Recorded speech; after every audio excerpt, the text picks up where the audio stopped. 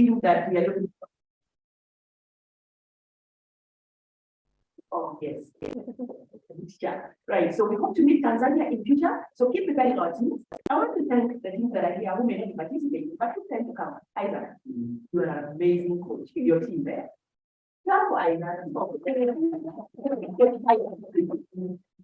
know what of plans. I just want to say we are welcome. Yeah, and we look forward to seeing Chris join us for the meeting. The Mombasa team. Hi.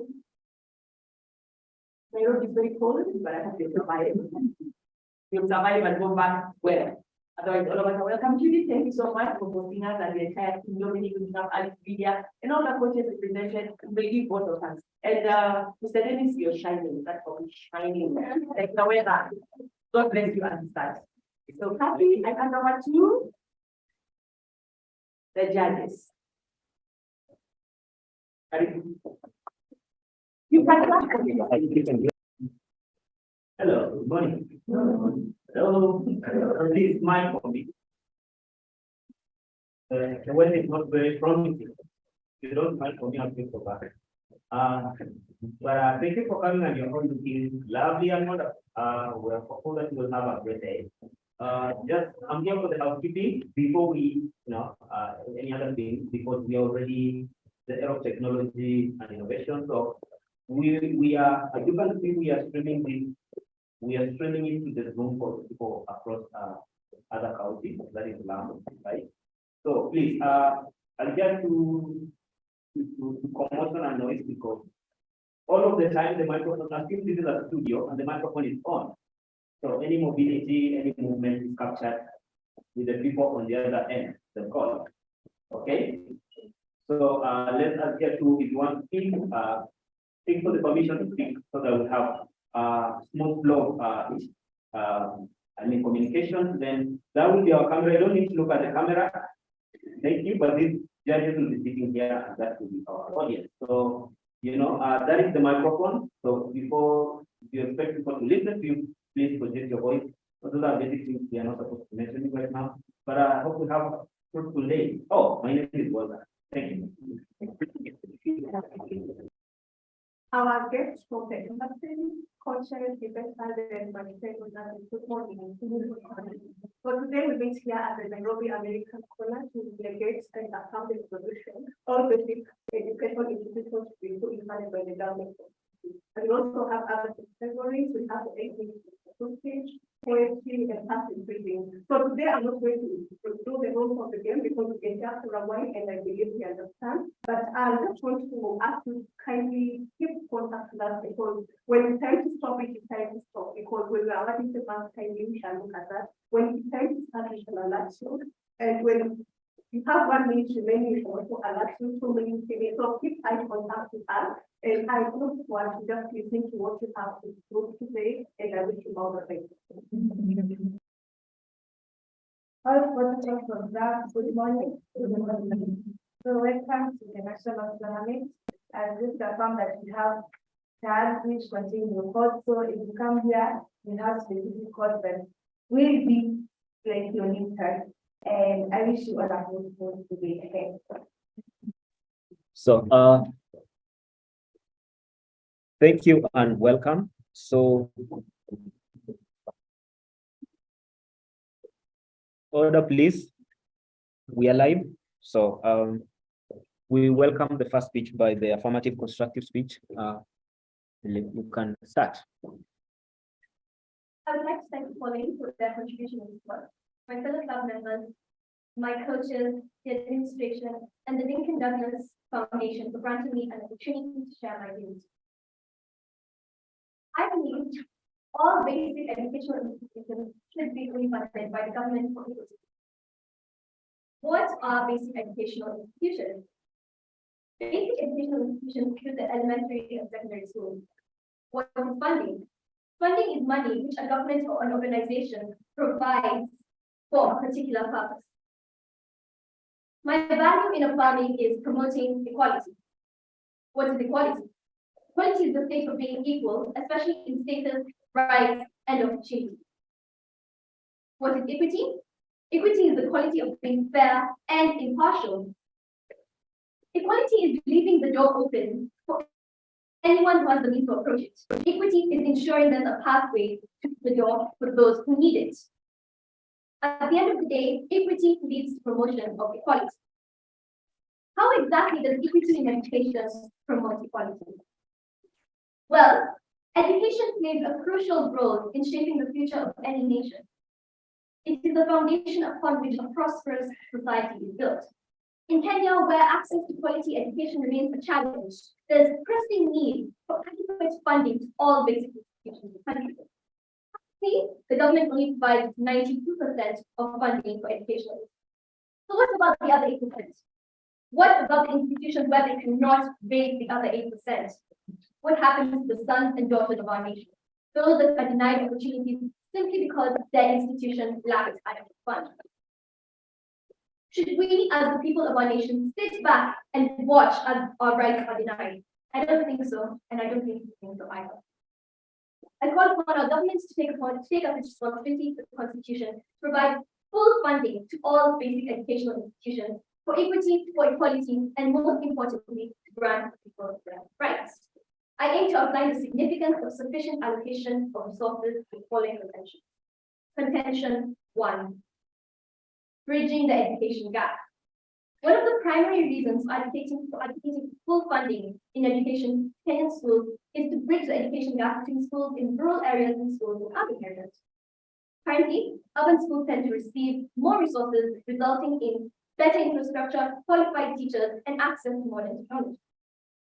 By allocating funds equally and adequately to every school, regardless of its location, we would have an equal chance to provide quality education to all students, thus leveling the playing field. After all, educational equity stands at the center of our nation's growing efforts to improve public schools and provide greater educational opportunities to every family. In light of this, Kenya has adopted various general and specific policies on education. The most recent are the second medium plan term for Vision 2030. Contention 2. Promoting social justice and equality. How does full funding of educational institutes promote social justice? Education at roots is a fundamental human right, as stated in the 2010 Constitution of Kenya in Article 53, Section 1B, that every child has the right to free and compulsory basic education. Currently, the Standard reported that some 1 million learners were not included in the free-day secondary education program this financial year. Another 1.4 million learners will not be factored in the next financial year when they transit to grade 8 in junior secondary school. How much longer can we turn a blind eye to government ignoring its responsibility? Article 28 of the Convention of the Rights of the Child states that all children have a right to education and that primary education should be free. Since when is it within the government's authority to overlook human rights? Contention 3. Improving teaching and learning conditions. By ensuring equal and adequate funding, schools can hire and retain qualified teachers, thus enhancing the overall quality of education. Adequate funding would enable schools to provide competitive salaries, training programs, and professional development. Moreover, it would enable schools to maintain a favorable teacher-student ratio, resulting in personalized attention and improved learning outcomes. According to a report from the World Bank, final secondary examinations performance improved from 11% in 2017 to 18% in 2021, simply because they sustained high spending on education. As Benjamin Franklin once said, an investment in knowledge pays the best interest, and I couldn't agree more. In conclusion, a report by the World Bank shows that Kenya's real gross domestic product is projected to grow by 5.5% in 2022 and 5.2% on average in 2023 to 2024. A moderation point a remarkable recovery in 2021 from the worst economic effects from the pandemic. Education will need additional resources from this economic growth, even while the country continues to recover from COVID-19, reduce inequities, and expand the system and implement ambition in a context of fiscal consolidation. Equal distribution of funds to Kenyan schools is not only a matter of social justice, but also an investment in the nation's future. By providing equal educational opportunities to all students, regardless of their background, Kenya can foster things. Okay, cross-examination by the negative Mama. We have 3 minutes. So the higher premise of the affirmative is equality. Now my question is, And there are other factors beyond funding that play a significant role in educational equity, such as parental involvement, teaching quality, or curriculum design. Also, what are the potential economic implications of fully funding basic education for equity? And does fully funding basic education for equity prioritize certain types of schools or educational models over others? What are the potential trade-offs of unintended consequences of fully funding of basic education, such as the redistribution of resources or other impacts on other areas such as public spending? Well, first of all, the reason why those other factors are an issue is because these schools, at the moment of establishment, were funded differently. A school in urban areas received more funding, therefore, it probably has a better environment, whereas a school in the rural areas does not have adequate funding, so apparently it would require more funds. If at the point of establishment, schools had been initially equally and fully funded, then we would not be having these issues at current. Fully funding now is merely a way of resolving the problem before it gets worse. You mentioned parental factors. The motion is all basic education institutions be fully funded by the government for equity. As I stated, equity is the quality of being fair and impartial. When it comes to fairness and impartiality from the school system to the students, the only thing that the school system can do is to provide quality education for the learners to level the playing field. They cannot go into the home of every single individual and make sure that parenting is equal. That's something that simply cannot be done. But as the government, it ought to do its best to fulfill human rights, to grant every single student their rights of free education, as it currently is not doing. The questions you're asking me are not within the motion. Thank you. So now we'll have a 3 minutes break. If you need to consult your team or whatever you need to do, then we'll come back for the negative speeches and the cross-examination by the affirmative. So 3 minutes from now.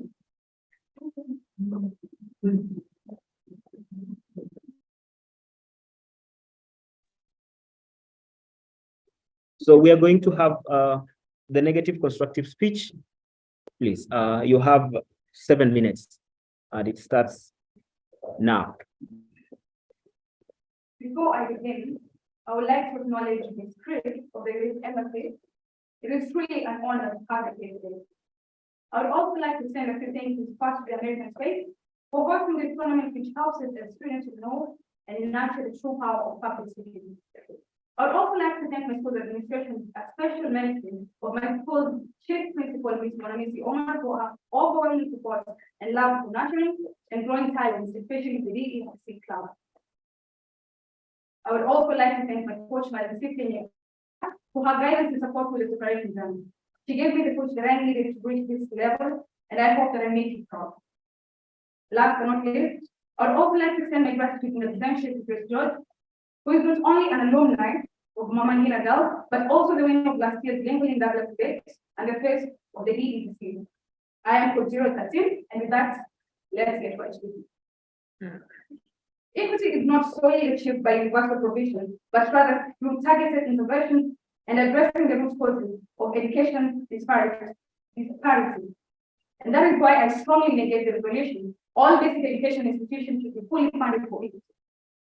While we acknowledge the noble intention behind providing basic education to all, we firmly believe that this approach may not necessarily lead to true equity in education.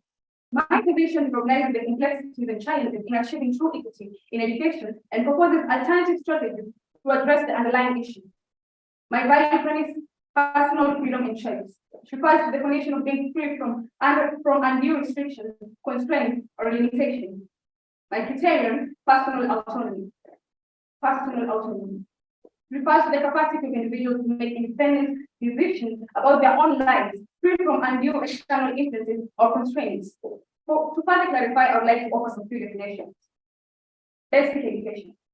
Basic education refers to the initial stage of formal education that aims to provide students with essential knowledge, skills, and competencies needed for their intellectual, social, and personal development. According to the Constitution of Kenya, specifically Article 53(1)(b), basic education is defined as the education of children aged between 3 and 18 years. The definition encompasses the early childhood education stage, primary education, and secondary education stage.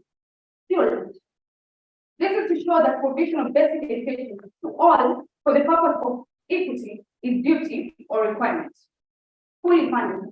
It means that the entire cost of financial burden associated with the endeavor has been covered or guaranteed, leaving no need for additional funding or resources. Equity. Equity is a concept that refers to fairness, justice, and the absence of bias or discrimination in various contexts. My first intention. Financial responsibility and efficiency.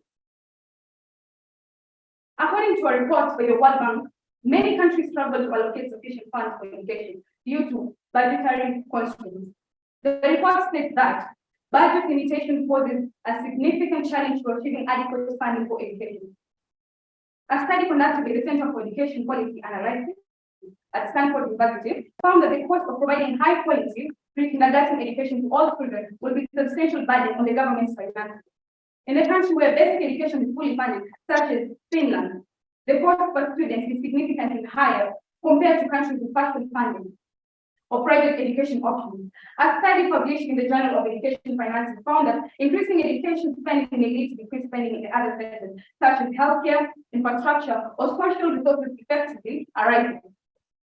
My second contention, tailored educational approach. Fully funding basic education institutions for equity may hinder the implementation of tailored educational approaches. Students have diverse learning styles, strengths, and interests, and a one-size-fits-all approach may not effectively address their unique needs. Countries with more diverse educational landscapes, such as Sweden and Netherlands, provide examples of how a range of educational options, including public and private schools, can cater to different students' needs and preferences. According to data from the National Center of Education Statistics in the United States, the number of students enrolled in charter schools has been increasing over the years, indicating a demand for alternative educational options that cater for specific needs. According to the Program for International Student Assessment report, students in countries with more diverse educational systems where tailored approaches are more common tend to have a higher level of education achievement.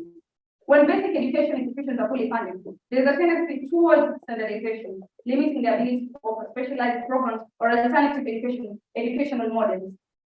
Ladies and gentlemen, I contend that the government should not fully fund all the because no one can transcend their own individuals. Okay, corporate domination by the affirmative.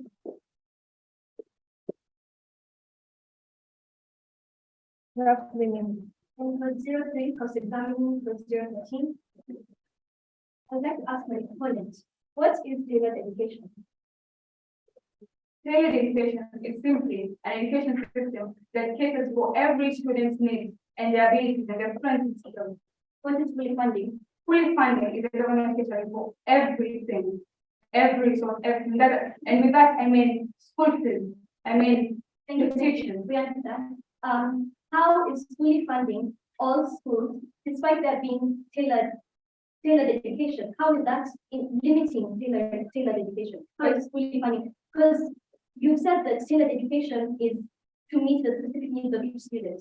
And you said that fully funding means that they are going to pay for everything to meet the specific needs of every student. So how is that limiting tailored education? If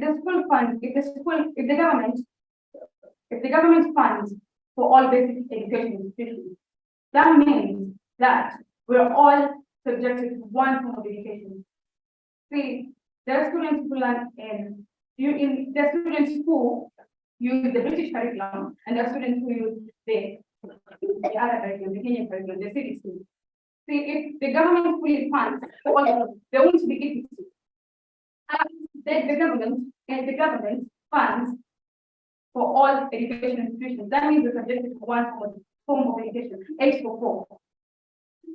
That is not true. You said fully funding means that they're going to pay for every activity that is going on in the school. They did not specify on the activity going on in the school, which means that they'd still be paying for tailored education.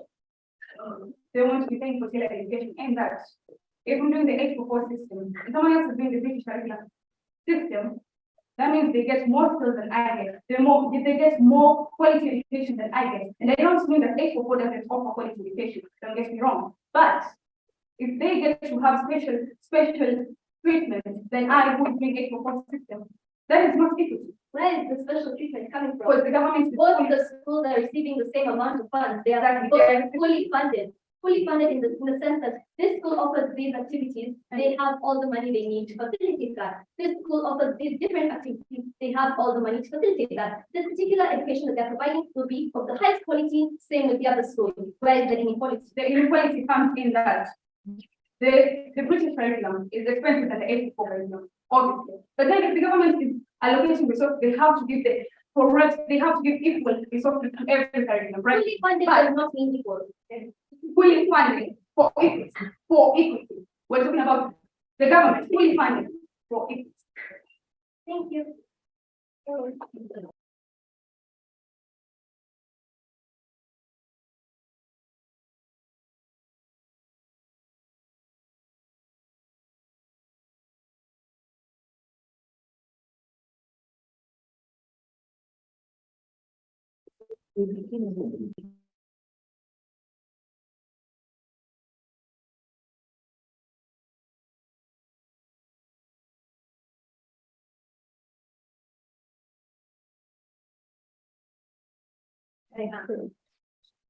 Based on my opponent's question, I've come to the conclusion that she does not understand the concept of equity and equality, so I prepared a small demonstration to clarify.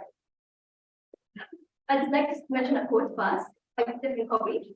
Effectiveness does not depend solely on how much effort you expend, but on whether or not effort you expend in the right jungle. Observe urban school and a rural school. Initially, as I previously mentioned in my contentions, the government provides 92% for both schools. As you can see, here they are. Schools in urban centers, however, are able to amass another 6%. Are they equal? I don't think so. However, if the schools were fully funded, 100% funds, 100% funds, are they equal? Are they equal? Yes. They are equal, simply because they are both able to provide the same quality of education. Thank you. That is the conclusion of my rebuttal. We will have the negative rebuttal. In summary, you have 6 minutes. You can use the program, it's fine. But if you're comfortable using this one, we'll also allow you. Contrary to the affirmative assumption that I do not understand the resolution, it is rather that he does not understand the question. The question is, what are the potential trade-offs of unintended consequences of fully basic institution funding, such as redistribution of resources or the impact of other areas such as public spending? For instance, right now, the government spends about 498.4 billion on education sector. That is twice combined allocation for health, defense, and presidency. See, as she demonstrated, the two halves. If you fill them, you fill both the urban and the rural schools. See, fully funding basic education will obviously mean that some other sectors will have to be partially funded. Let's say, for example, agriculture, the food sector. How can I literally go to school and actually concentrate when I'm hungry? The security sector. How can I go to school when there's war? How? See, the country right now is already struggling with food shortages, insecurity, and everything else. See, if the government fully funds basic education institutions, it will lead to deterioration of other ministries, meaning that some other sectors will have to be ignored.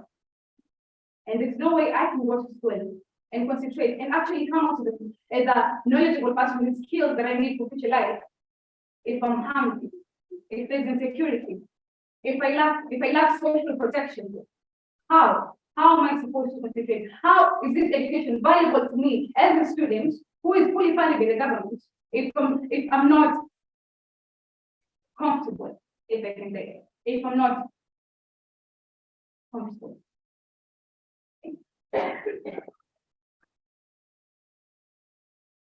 Thank you. We welcome the affirmative summary. You have 3 minutes and starts now. There are a few matters I wish to clarify. First is the motion. All basic educational institutions should be fully funded by the government for equity, which means the question is, should we or shouldn't we?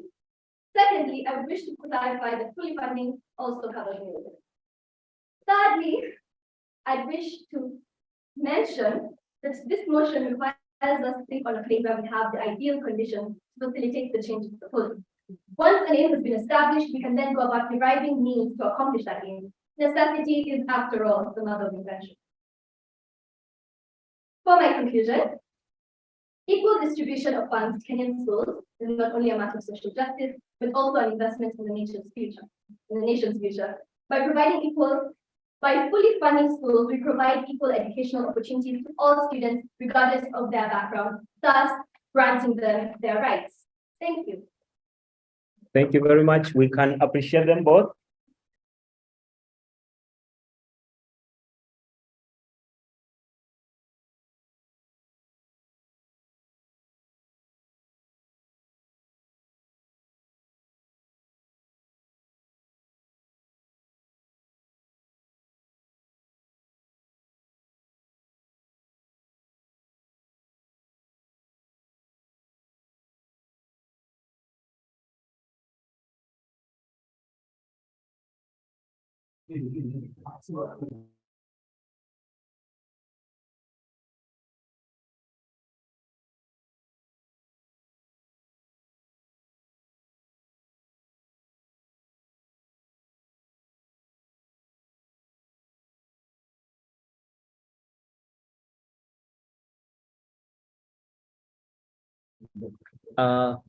Code 8, please. You could start. Thank you. Bouncing and swaying on stage, code 08, representing the prestigious State House Girls High School, presents a poem entitled My Golden Bowl. Sitting on a stool, I hold my golden bowl. 5 cracks in each, quickening its gold. What is family, children, and parents torn apart by little bickering, lies, and fatal fights? The law, favoring looters, haters, and killers. The little bickering lies have done us no. The little bickering lies torn us apart. This economy, gaining affluent favor, the down and out, down the drain is yet another drug. Education, mother of knowledge.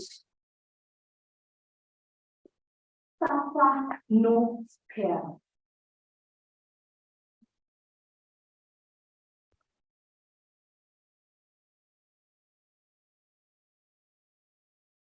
For quantity, quality, our daily meals.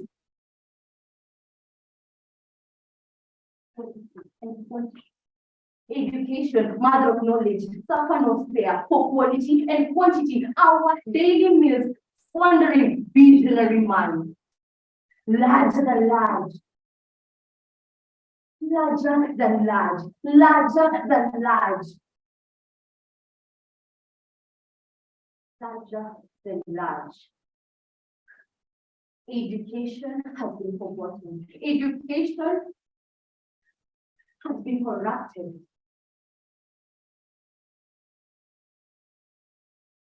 My bowl, sealing these cracks within my bowl needs you, me, and you older souls, so that I can seal this golden bowl. For it has been broken by lies, hatred, corruption. These little bowls needs you, me, and I to seal this golden fall of mine. Thank you.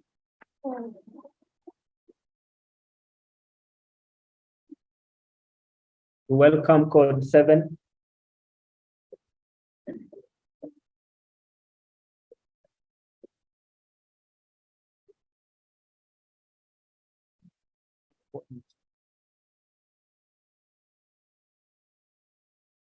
Wait.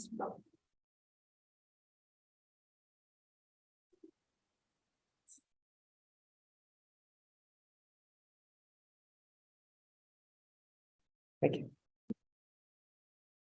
Thank you. I acknowledge the presence of the judges and the audience at large. I, code 07, from the ambitious Harima Girls High School, proudly articulates when she smiles by our very own incognito first maker. Welcome. When she smiles, the wind of societal transformation blows. To a sane, stable society, we glow in silence. A smile opening tune to youthful fortunes flow. A youthful flow oozing outside. DEVC are a star that illuminates a stable society. When she smiles, a whole Gen Z smiles without a color. Smile in the resourceful American corners we all endure, discussing issues and matters of social transformation. Oh, when she smiles, we glare from here.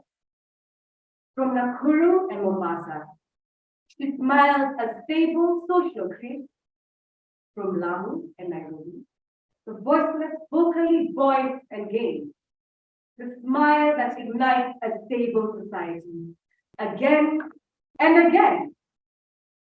Thank you.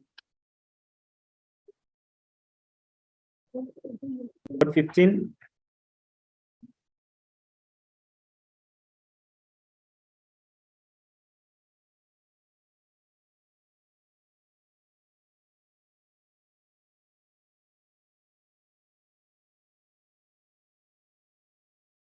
You can start now.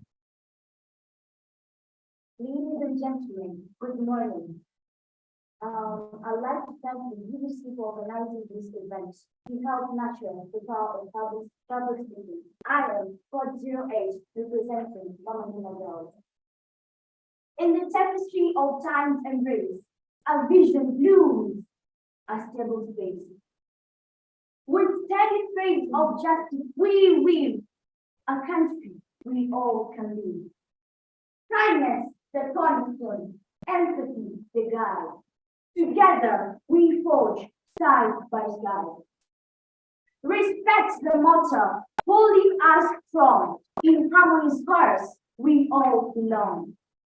From diversity's brush, colors unite, embracing differences like stars in the night. Education's ink, an enlightened quill, empowering minds, fostering goodwill. Fairness as our compass, as sailors navigate across storms, sealing fate. To stand up for what's right and just, the seed sown, we will reap. Thank you. Thank you. We welcome Lamu Girls. Your code is code 05. When you're ready, please.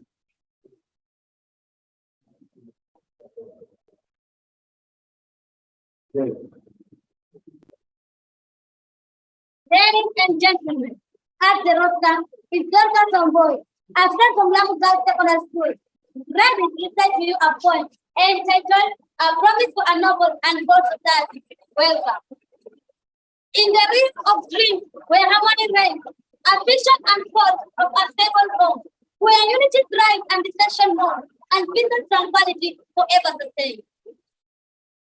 The foundation lies within all hearts built, built on empathy, justice, and respect for every voice and creature that set a society where love will endure.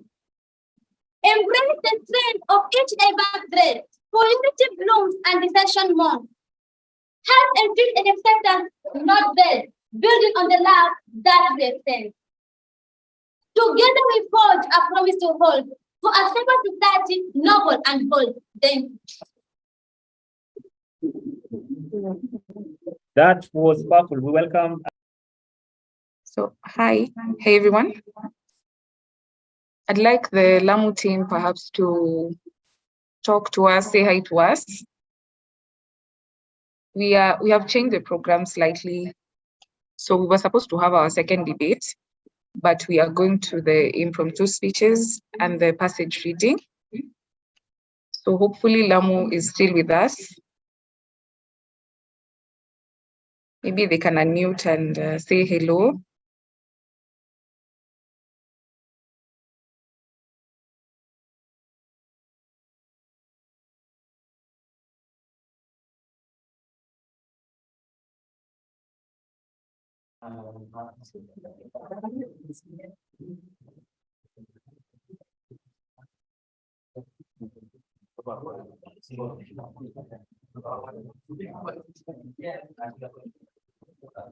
Morning, Lamu. So welcome to the debate. We hope you are able to get us on your side. We hope the sound quality is okay and the connection is stable.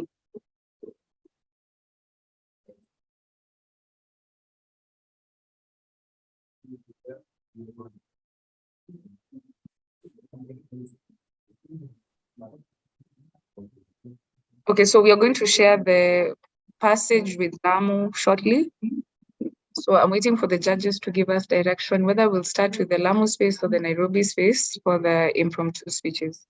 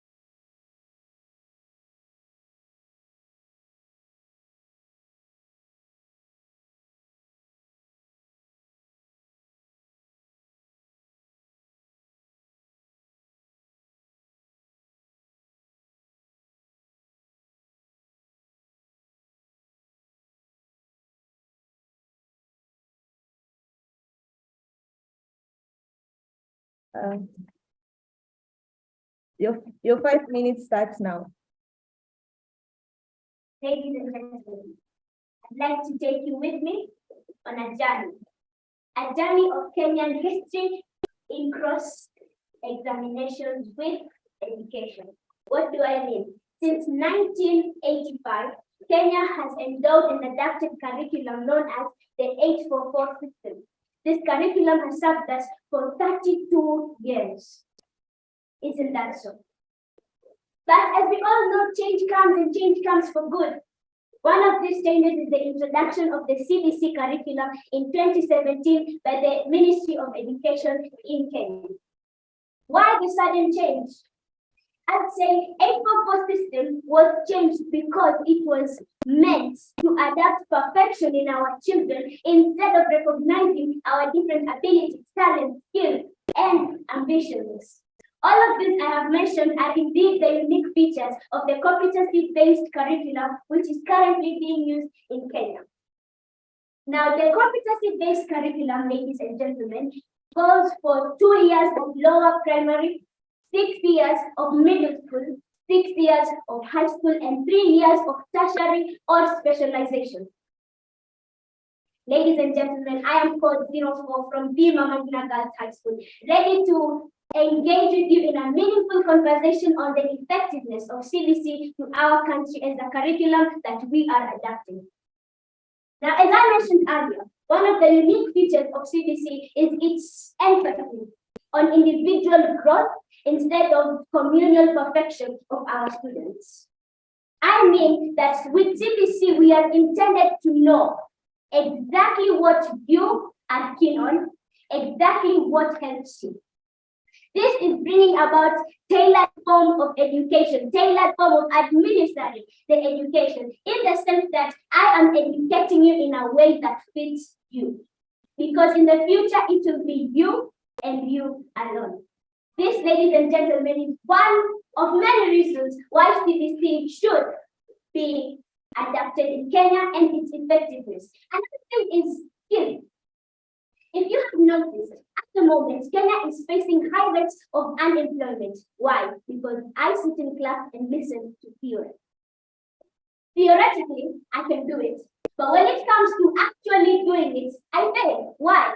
Because my teacher comes and shows me how to do chemistry, but doesn't let me do chemistry. Now, ladies and gentlemen, if we can impart the skills necessary for work on ground, not only will we be able to avail employment, but also entrepreneurship and further development of our country. Ladies and gentlemen, I'd like you to understand fully the effectiveness of CBC and why it should be adapted in our country. Because let's face it, our country needs change. Our country needs development and our country needs it now. And CBC is providing that. Thank you. Let us have code 014, order in the house, code 014. Status girls.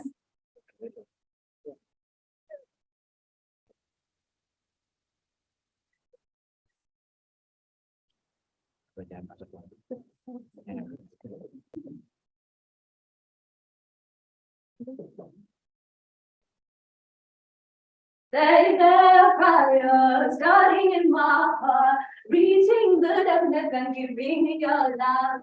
Finally, I can see you crystal clear. My heart is beating and telling me I'm gonna win. Now somebody might ask, why have I stopped? My mother always told me it's better to give a grand entrance so that people know that humanity is happening in the house. So 014 represents the prestigious little girl. Now today my topic is technological advancements in education.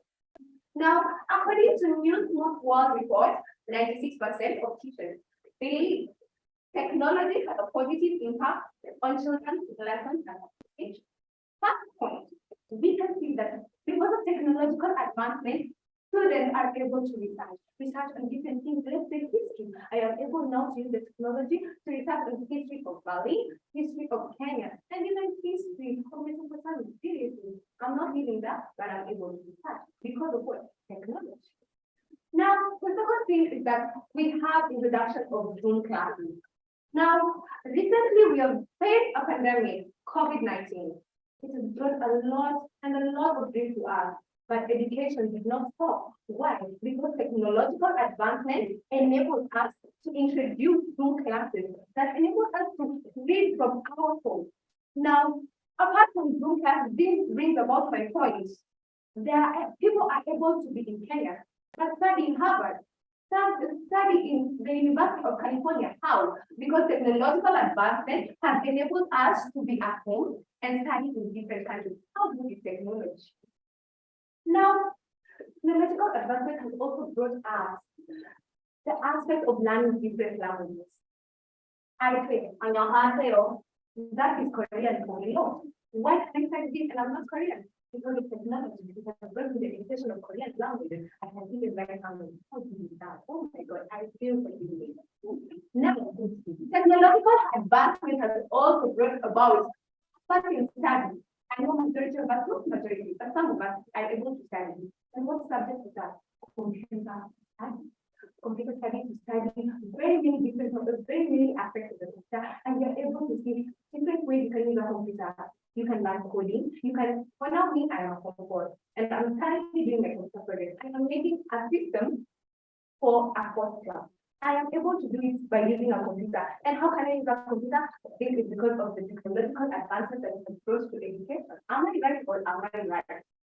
Now, another thing we can do is storage of data. Sorry, Dr. I know you were asking yourself, how is this related to education? Now you see, when students are studying, when students even borrow books from the library, because of technology, they're able to put this in record.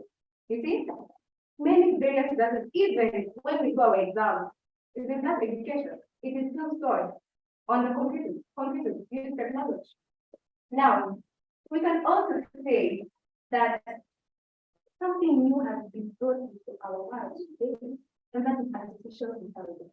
Where is artificial intelligence being us in education? They are introducing robots teaching you on the way of life therapy. Yeah, this is because of technology. Now, we also have results.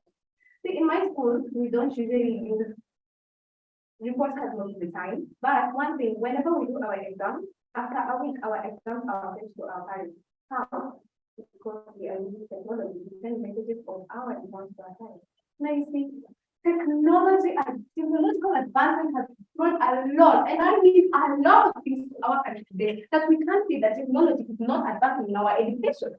Seriously, open your mind, see the beautifulness of technology, and join me in seeing it, because I truly believe that technological advancement in our education is taking us. I would love to thank myself for being here to share out my vision. Thank you. Code 16.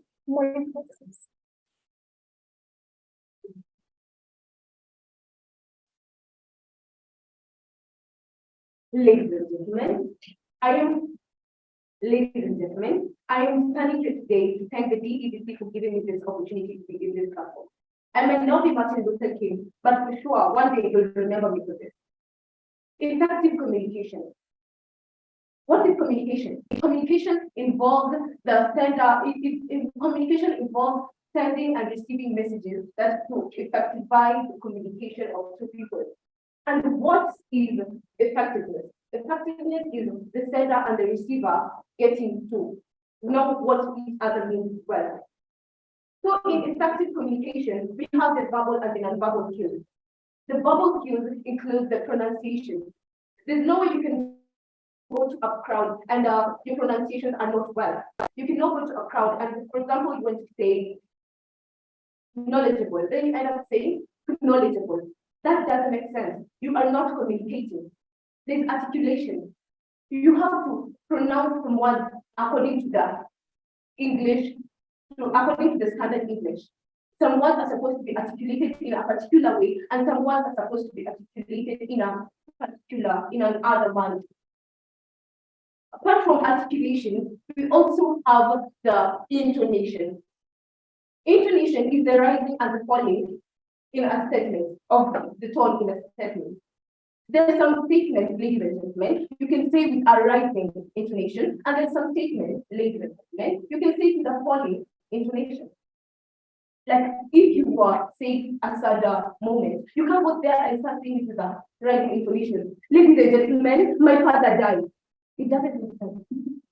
Ladies and gentlemen, my father died. Effective communication. Then you have the non-verbal cues. The non-verbal cues include gestures. So you should use the appropriate gestures according to whatever it is that you're saying. Some of the gestures include, if I was reciting a poem, for example, and I want to show how, for example, the sun sets in the horizon, I just can start and say, the sun sets in the horizon. After the next, the sun sets in the horizon. In the deep blue sky, in the vast ocean. That is how you're supposed to use the gestures. If it's just not showing the two, just think, no people were walking. There's the body movements on the stage. Sometimes when you're communicating to people, you need to use your body movement. If I was reciting a piece, maybe I was presenting a play, and let's say I was showing how someone rained. And so he ran and ran and ran, and he goes. But what is it? And he ran, and he ran, and he ran, until he reached that. That's how you should use body movement. And ladies and gentlemen, you cannot communicate to a crowd that is not listening to you. You have active listening. I cannot stand here and communicate to my audience, and my audience is busy doing their own thing. I have to maintain eye contact with my audience. I just can't come here and start saying, like the way yesterday I went to the market and my mother, yeah, my mother. But if I came, the way they presented to me, yesterday I went to the market. And when I went there, like that is how you should maintain a steady eye contact with your audience for effective communication. And ladies and gentlemen, I hope that all of us will adapt to effective communication. We should all aspire to being effective in our communication. Thank you. Continue the great, more inclusive academic.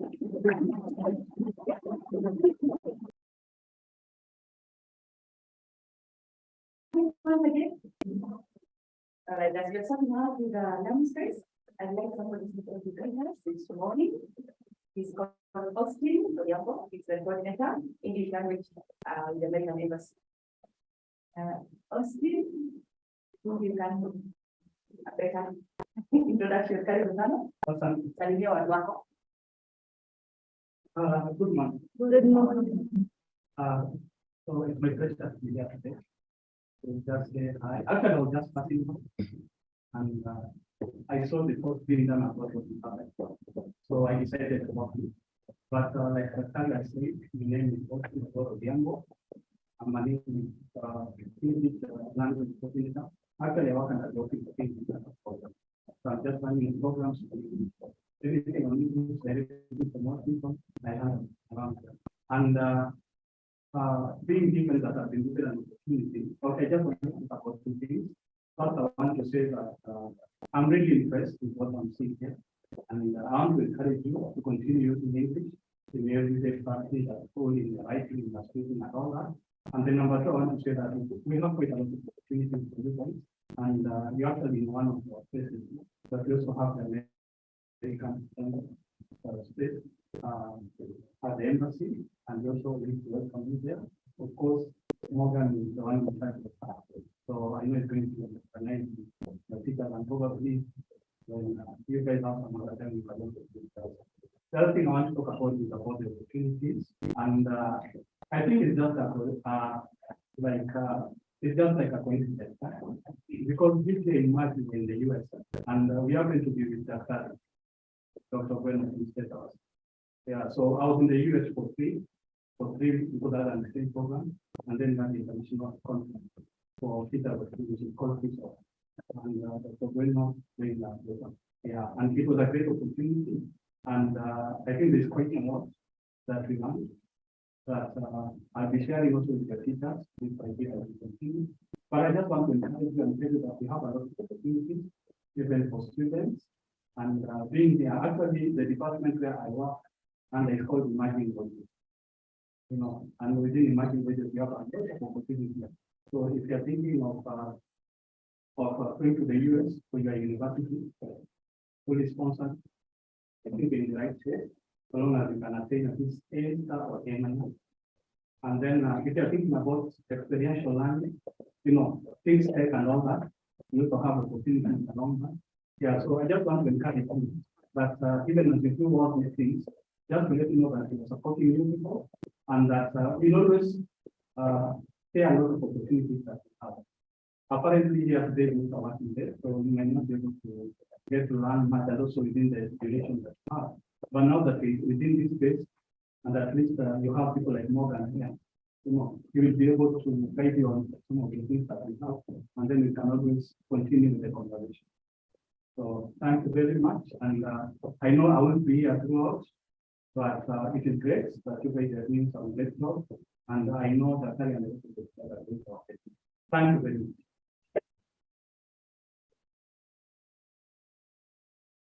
Thank you.